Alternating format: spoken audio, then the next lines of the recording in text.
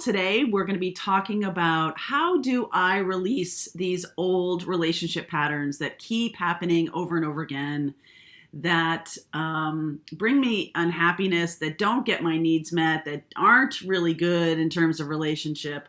And it just seems like I keep cycling through these same patterns over and over again.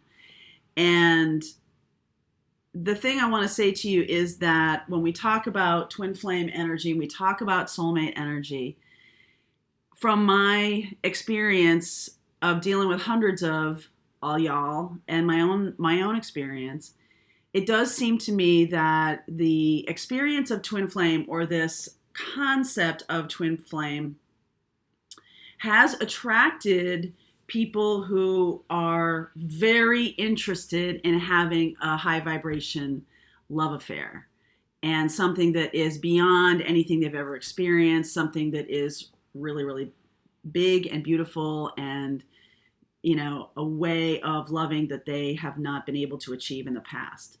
So while twin flames, we talk about the astrology, we talk about the numerology, we talk about the tarot, we talk about the spiritual reasons.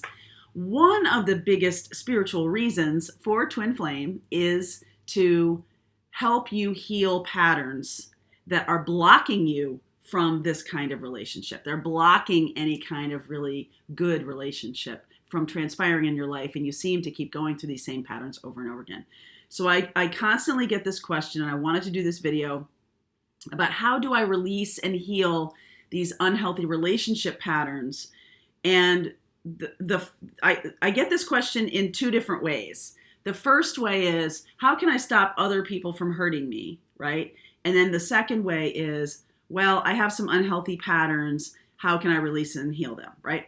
So the first one is the way of looking at it, where it's sort of giving power away to everyone else, and it's also saying that you don't really have any role in that pattern, okay? And so when you migrate to the second way, which is, how do I release and heal these unhealthy relationship patterns? Well, you're finally saying to yourself, maybe I have a little bit of a part to play in this. And the reason that is so good, that you move into that place of like, yeah, well, I've said it in my videos, there's zero chance that it is 100% somebody else. And so when you come to that place of, okay, I have all these, really unhealthy patterns, like people cheat on me, or people do terrible things to me. Like, yeah, I understand. It's like, oh my God, they did some really awful stuff, right? And you can absolutely understand why that would be them kind of, they did something to me and all that stuff. So let me invite you to consider that when those things are occurring, when you have a pattern like that, part of the work is going to be uncovering the unconscious pattern. What is your role in that?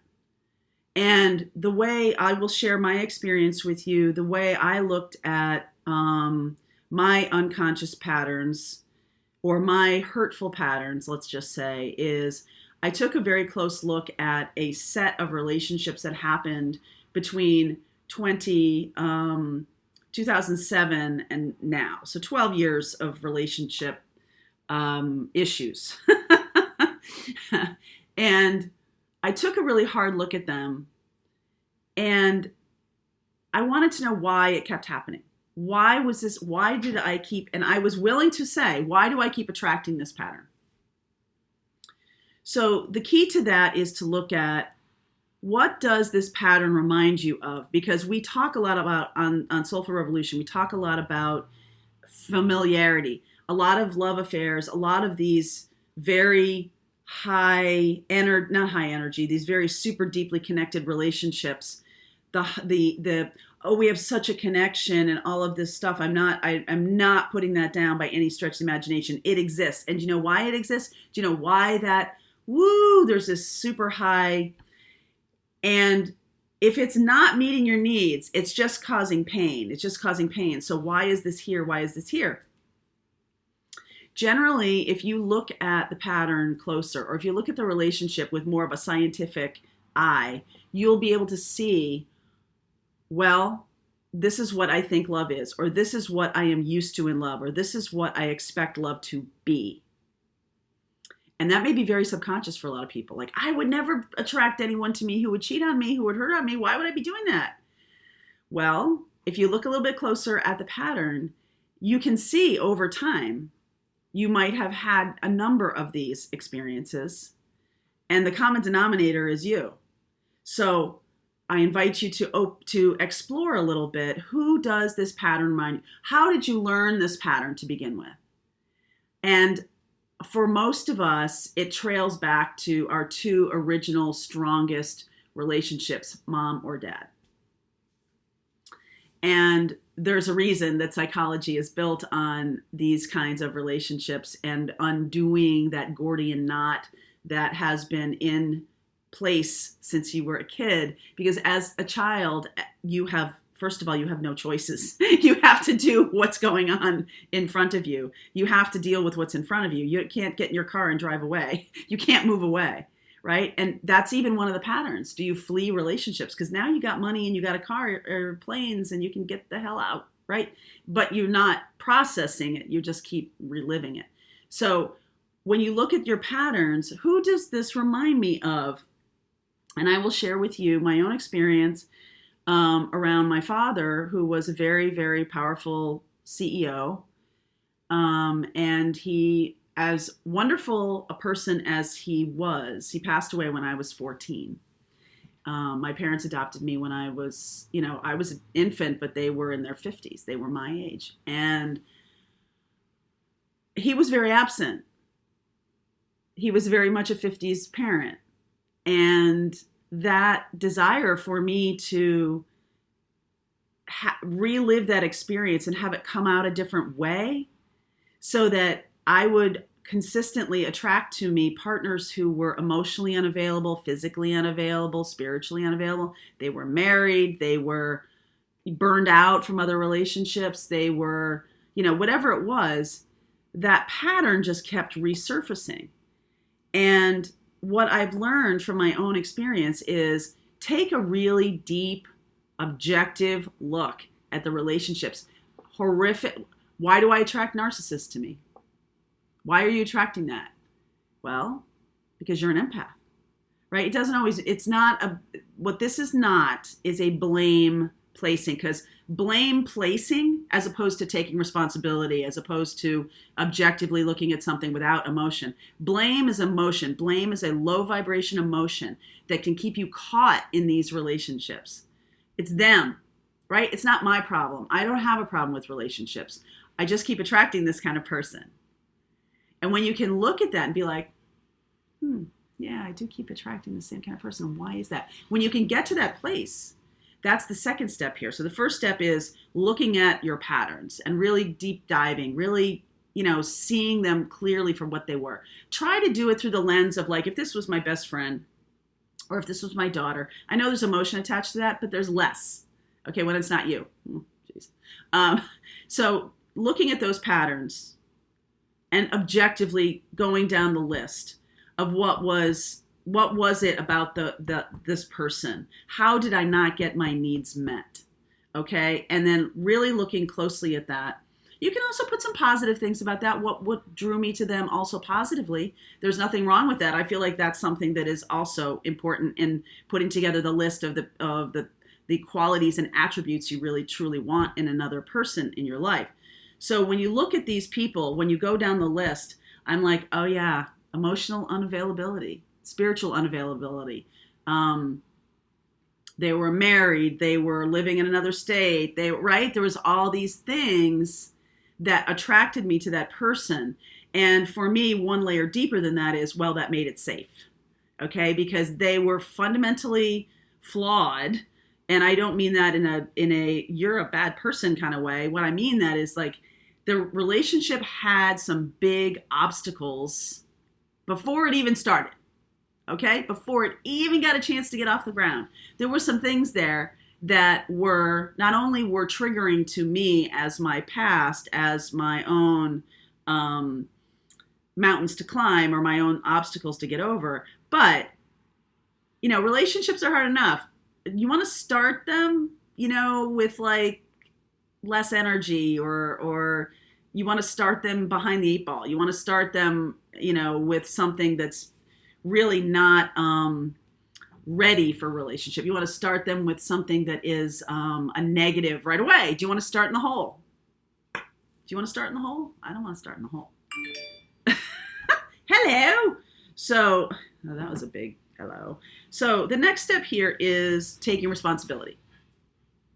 So when I looked at my past relationships, including my twin flame, especially my twin flame, because this person, we'll call him Michael, really touched off the series of relationships. So not only was I not getting my needs met with my twin flame, the person I originally believe is my twin flame. And again, a twin flame is energy, not a person. That person can opt out of that relationship, okay? The original twin can opt out of that.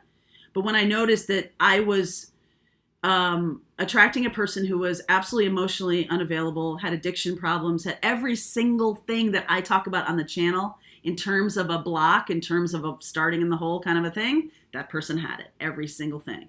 So it was starting off in a way that wasn't going to be successful. This person also, what I really had to look at when I looked at the patterns was it reminded me of my father, who traveled a lot, who wasn't around, who wasn't available. And as an adopted kid, especially, I needed a lot of attention. So there was an exhaustion on his part because they were older, and they were, it's like a little infant for people in their 50s. I personally cannot imagine that. They were amazing people for doing that. Thank you every single day of my life. But the negative part of that, or the downside of it, was they didn't have a lot of energy to offer me. I was needing to be grown up in order to meet them at their place of energy. I was needing to nurture myself and do my own healing and do my own growing up. And a lot of it was faulty. I was, doing it based on what I knew in Judy Blume books, right? God bless Judy Blume, right? God bless Judy Blume. So I'm still waiting for the talk. So when you look at that pattern, I see how much my father was emotionally distant, unavailable, except in sporadic ways. He loved me in a way he loved me. And I now need to understand that I need to meet people where they are. And is that working for me? Right. And at that point, my childhood, it didn't work for me. I needed a lot more. So, and I didn't have the capability of giving to myself as a child. You don't have that capability. So when I look at all the relationships, I look at all the patterns, I'm like, oh, wow. Yes. Emotional unavailability. Yes. A kind of uncertainty around commitment, a kind of I'm not sure if this is a good thing for me, so a commitment phobic thing, but in more of a cerebral way. He was an Aquarius. So he really thought his emotions. He thought through things, and he would give what he could give without getting to that point of being too invested or being too all encompassed or all engulfed with relationship. He was living in fear of being engulfed by the relationship, by my needs. Okay. And that played out in other relationships later on in my life. And it's interesting how the twin flame journey really triggered that pattern, that fact pattern, in such a stark way. Like I can look back before the twin connection. Twin connection happened in 1997. Before that, everything was unconscious. Everything for me was unconscious. Everything was below the waterline. Didn't know why, didn't know what. And when you look back at those relationships, they could be a lot worse or a lot better, but it was just kind of random, right? After the twin connection, it was very stark what patterns needed to be healed. And I saw them.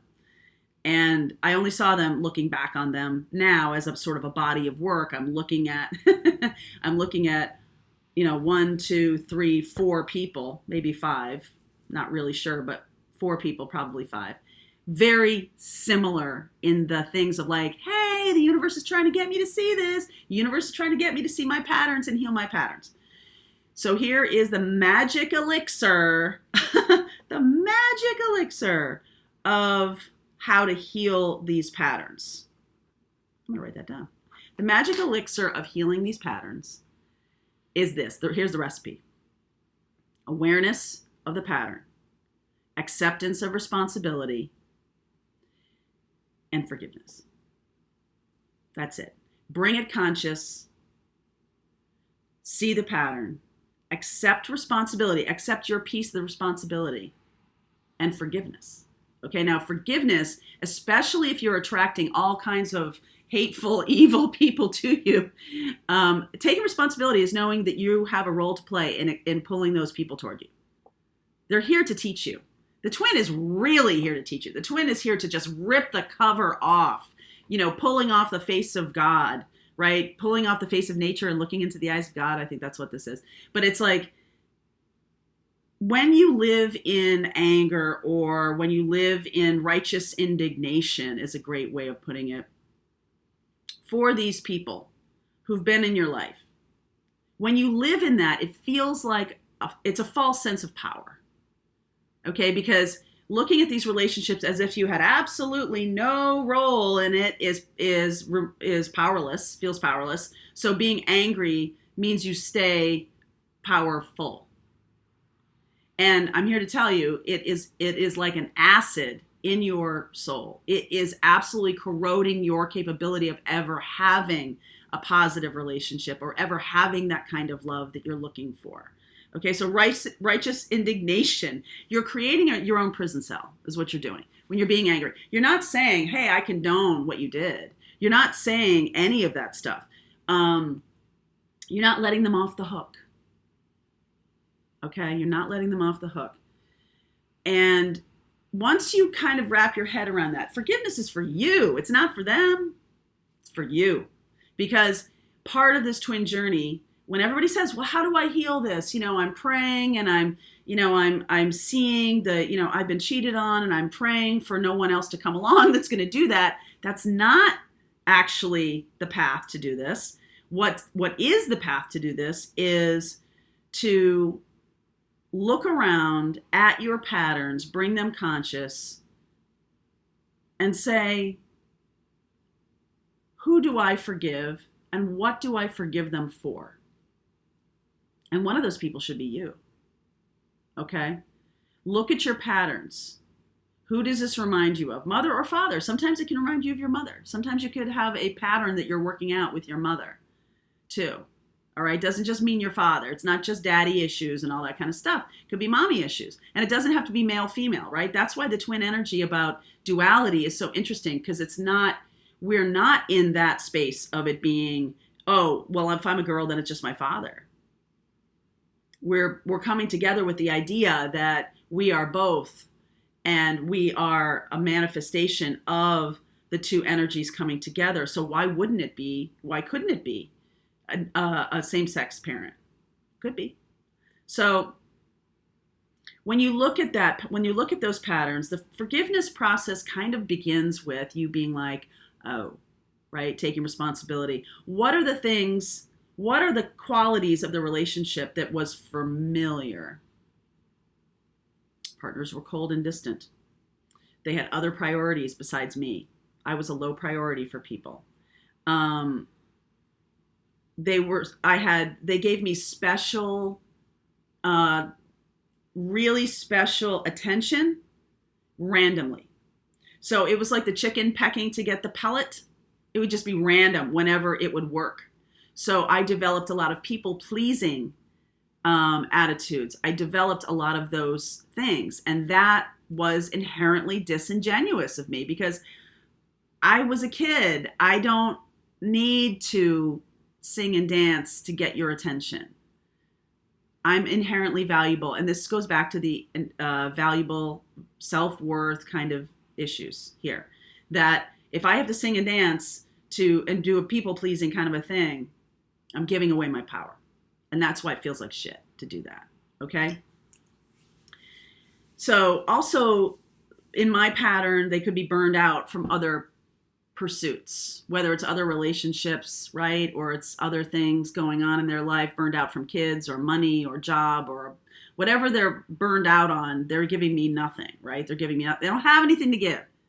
Okay. And they're also being disingenuous. Right there is another pattern. If I'm being disingenuous by people pleasing, they are being disingenuous too, on some level, in some way. What ways are they being not real? Right? We're evolving. As we evolve, we are coming into a place where we are going to be 100% authentic. There is no such thing as lying. There is no such thing. You'd be able to be like, so people won't even attempt it anymore. You have to be absolutely transparent. All right, so this forgiveness process, I have steps for you to take here.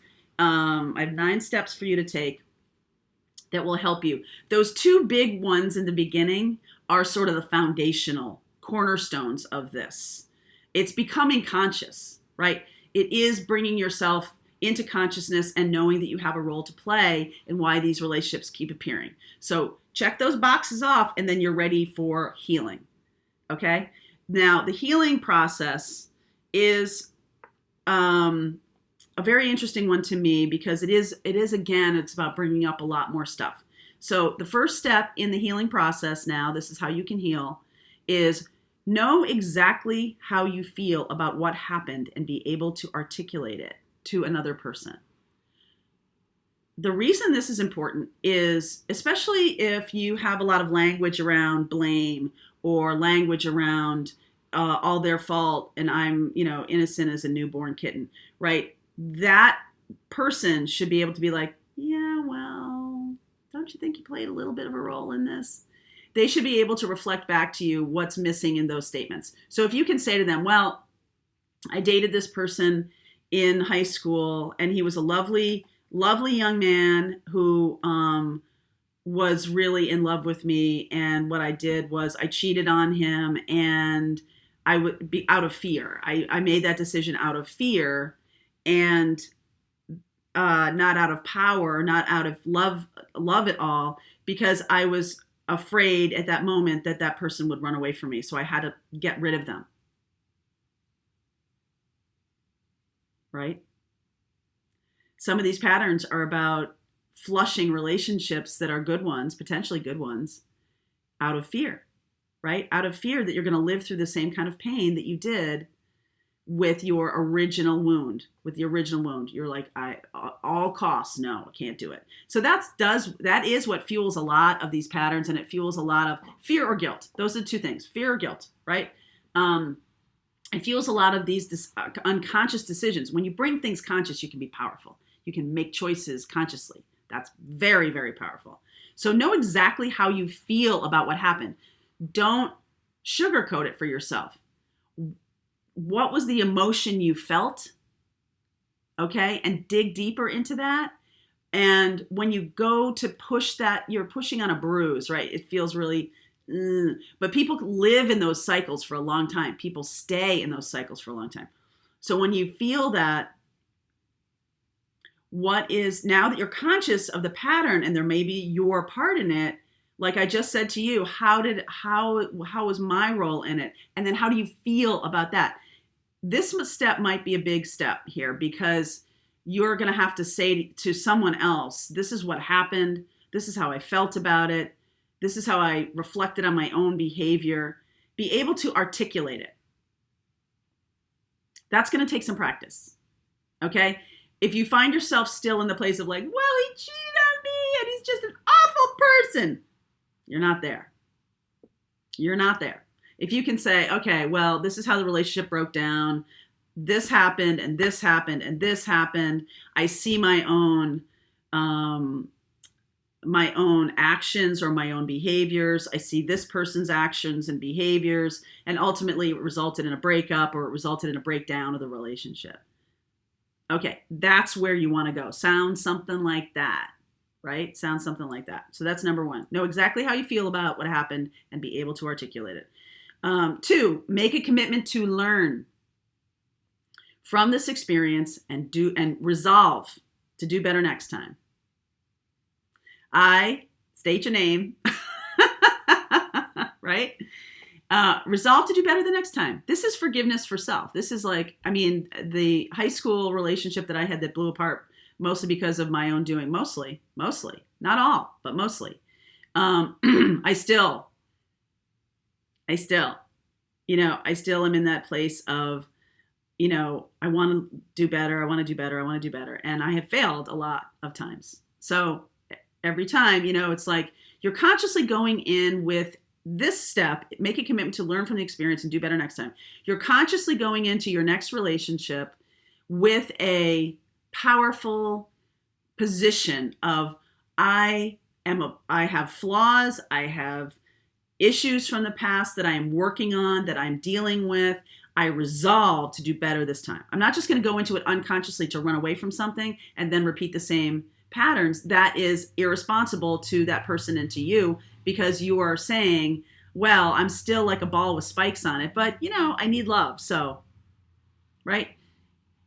See, I describe my twin as somebody as a ball with spikes on it. A mace, one of those things and I neglected to understand how much I was doing that too, how much I was like a ball with spikes in a different way, right? As an empath, as somebody who's the inverse of some of those things, the people-pleasing stuff that's not authentic, the covert stuff, not authentic, the, behind-the-back communication, not authentic, all of these things,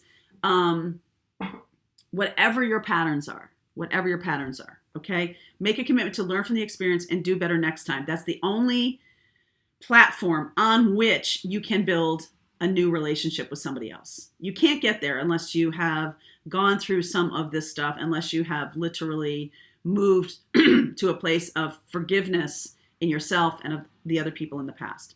All right.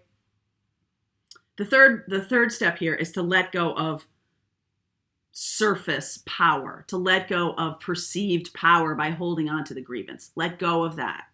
Okay. You might feel like you're holding on to this wrong, righteous indignation, like I said before, like how dare they and all this stuff.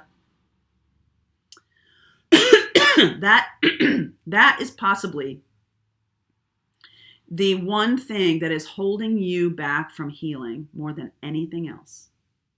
The belief that you're right. I'm right in this. I'm 100% right in this. That is keeping you in the place of the hurt. That's keeping you in the belief that relationships are out there. Somebody else is doing it to me. That's a very powerless position. So if you let go of that surface power of like, oh, well, this person screwed me, so right? So I'm gonna hold on to that forever, right? You're gonna tell that story over and over again to other potential partners. So if you feel like you're holding on to a wrong, get to the place where you can forgive that wrong. And that's why we're doing this in such a way. You're not condoning it. You're not, but you're also not holding on to that fake power of I was wronged, because that's going to keep you from healing. 100%. Number 4 is about getting the right perspective. Your primary distress comes from holding on to the hurt. Okay. It's not the action that person took. It's the holding on to the aggrievedness, holding on to the victimhood. That is the primary, also one of the primary things keeping you from healing, is that you feel that it's that person, but really what you're doing is you're holding on to the hurt. You're reliving it. It's like a serial killer.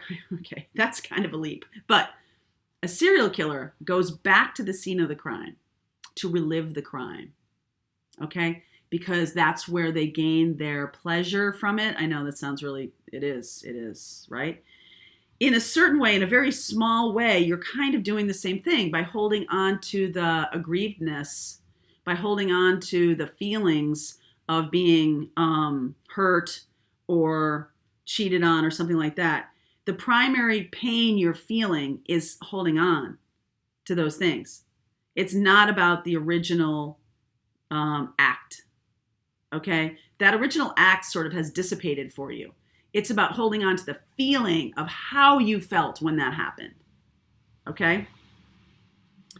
Forgiveness helps heal these feelings. So when you can get to a place of forgiveness, which is what we're walking through now, you've let go of the power of holding on to this righteous indignation. You're seeing this more clearly. You're able to look at it and let those feelings go around. Let them mellow and let them dissipate. Let them pass through you, okay? And feel the feelings and then let them go. Yes, okay, I've been feeling this feeling for 20 years. I don't think I need to feel it again. But if you need to, process it, feel it, and then let it go. And you can literally let it go by going back to that moment in time and seeing the experience of what you had and having yourself as a kind parent of that person, you as a younger person, come to them and comfort them and say, it's okay to let go of this now, right? It's okay to let go of this now. And put that feeling or that person or whatever thing in a boat and send it down the river, right? You can actually go through that kind of healing process, which is really, really important, okay, to do. All right, number 5. Now you got to replace that. When you have held on to some feeling for such a long time and it's become part of you, that it becomes a belief system. Everyone's going to cheat on me. All right. It becomes a belief system. You know, men are trustworthy. Women are batshit crazy. Whatever right? Turn it around. Turn it around. This is not all about women just letting go and forgiving. This is also about men who have been through similar experiences. We all go through this. This is not women or man, anything like that. When men can look at their previous experiences and feel the hurt and really let it go downstream. Now we need to replace it with something positive, okay? So anytime you go into those feelings, try to go through the cycle again. This is a process, okay? This is not a one and done. But when you go into those feelings and you feel those things again, they've created belief systems. So you're going to have to upend those belief systems. And the first way to do that is to go into those feelings, let them pass through you, and then put something else in place. Put another belief in place. Men always treat me well. Women are emotionally in touch with themselves. These are positive reflections on the negativity that was once there. And so once you do that, once you replace them with a new belief system, you're also needing to sort of reinforce that with an action. Can you do something to soothe yourself about these things? Can you go into meditation? Can you do a self-soothing or stress relief kind of activity that will really, soften the edges of these feelings, that will ultimately let them just dissipate, all right? Do something empowering then, right? So you're seeing all this stuff, you're releasing these emotions, you're putting something more powerful in place by feeling it, walking into it and say, I'm going to put a thing of flowers here as a memorial to something that was really important to me. This is really teaching me how to be in good relationship, how to be in powerful relationship, thank you, right? Your gratitude, thank you. That is the positive side of this. Do something to soothe yourself. Do something to make it a different feeling. Gratitude. Thank you for teaching me this lesson. I finally get it, right? Thank you. This one, number 6, is a biggie. I mean, if those are no big deal, right? 1 through 5, no big deal. Number 6, give up on expecting other people to fulfill your unwritten expectations. All right? Let that go. Let that shit go. Oh my God. Is there anything more destructive to relationships than having a lot of unexpressed, because for some people, they can be completely unconscious. It doesn't even mean they don't even really know. So, but you do know that you have expectations when you get into a relationship. You do know that. You just may not sure what all of them are. But give up on expecting other things from other people or being disappointed when they don't live up to your expectations. Give up on that. Recognize your own silent rules in relationship. Recognize them. That's a tough thing. That is a tough thing. That's going to require you to do a review too. What are the red tripwires? What are the flags? What are the things that, oh, okay, like, right? What are those things? You like somebody, let's go back to the cheating example, somebody who is a little bit uncomfortable with, you go after the bad boys, or you go after the girls who can't be tied down, or you go after daddy's little girl, the princesses, or you go after, right? These are people who are living in those storylines that haven't really come out of that yet. And when you see that, what are your own expectations? What are your own things that you expect them to fulfill your needs? This is where we get back to we are whole people. Getting into wholeness means you give up on the expectations that somebody else is going to make your life better. They will enhance your life, but it's already damn good. You make your own, be the partner you want to have in your life. Be that person, become the person. So you're fulfilling your own expectations, and then you can be free and more conscious when you get into a relationship with another person about what you expect to happen. What does it look like? What do you want to happen? Can you verbalize it? And do you find yourself like, oh, that's one of those red flags? Because sometimes, as you get into new relationship, if you go through this and do this diligently and you're thorough, you feel like you're being thorough, you feel like you know everything about my unexpected tripwires and all that kind of stuff, and you get another one, say thank you. Oh, wow, this is one of those. This is one of those. And work on it right then.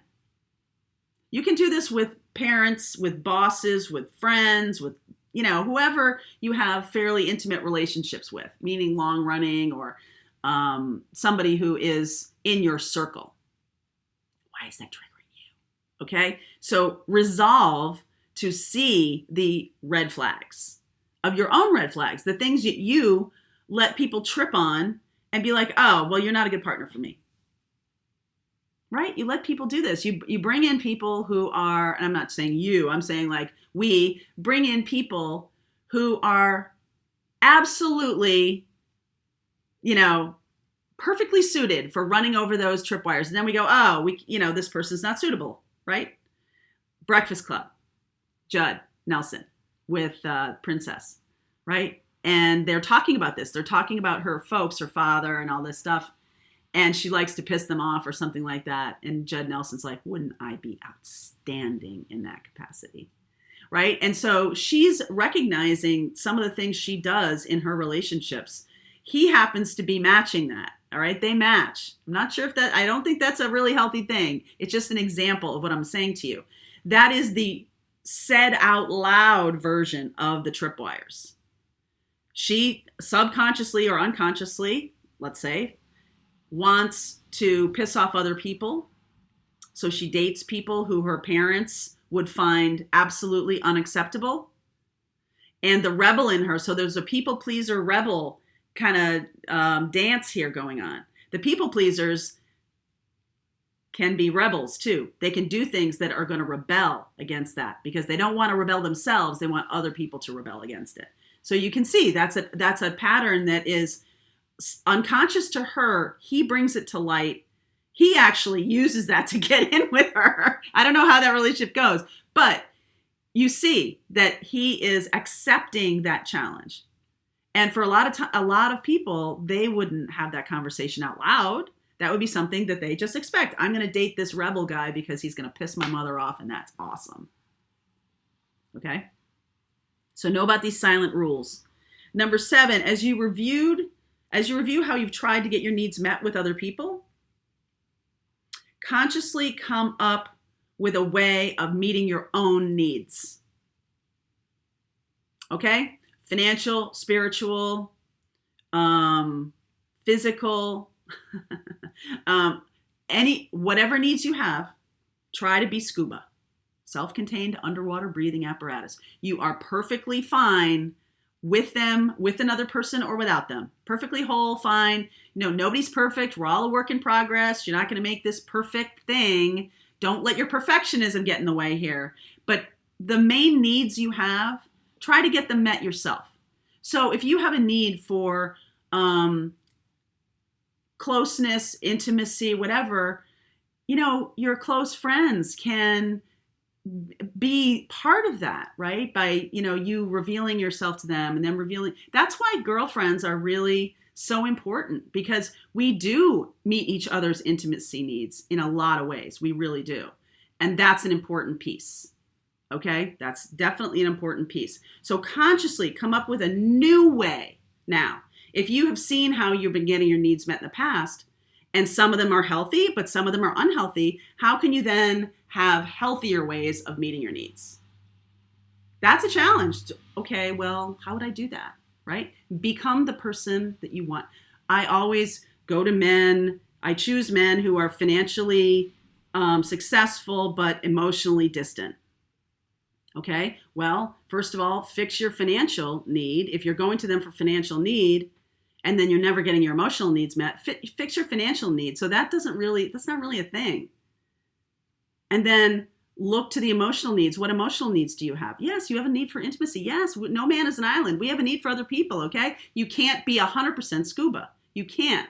You have to be conscious of the needs that you have that do require other people and do them in a healthy way, okay?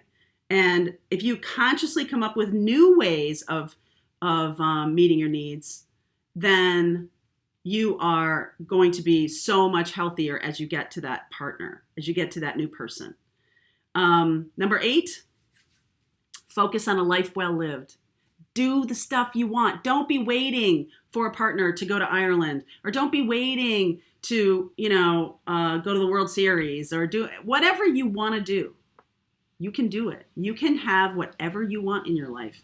And if you're holding on to, I don't have any money and I don't have this because I'm waiting for someone else to give it to me, instead, fix these things for yourself so that you have a life well lived. You got a life well lived.